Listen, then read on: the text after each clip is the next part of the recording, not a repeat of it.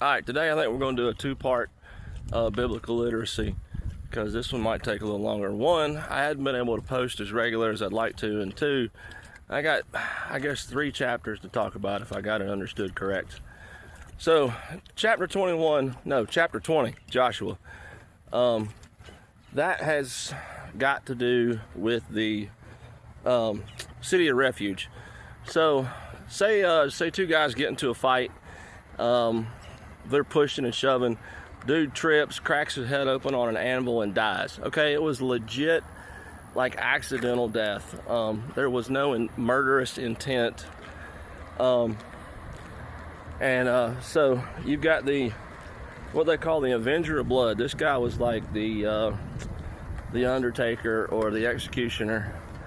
And when you got the city of refuge, and so anyway, long story short, the dude that was in the fight and the other guy's dead, he can take off to the city of refuge and lay up in there and let them know, hey, look, this is what happened, this is what's going on. And the city of refuge will bring him in, give him a place to stay, a job, whatever, for a while until, and I can't remember exactly what the terms were, but it was like the elders and the people had heard the story and had their whatever.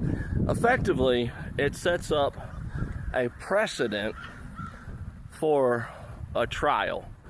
And I think we're also seeing some precedent for immigration control, because you have to present yourself at the gate, you have to be allowed entry, you have to, state your case, and then eventually there is a trial. And I'm using, modern words where they would have used more ancient terms. And like I said, we're looking at precedent here. We're not looking at word for word verbatim exchange here.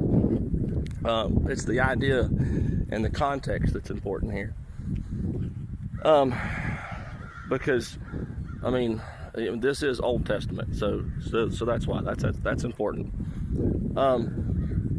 So we get that, and that's most of chapter 20 right there. I think we see a lot of our current issues today being talked about in that. We don't live in a perfect world. We're gonna have to have some of this stuff. But anyway, y'all be safe. That's part 1.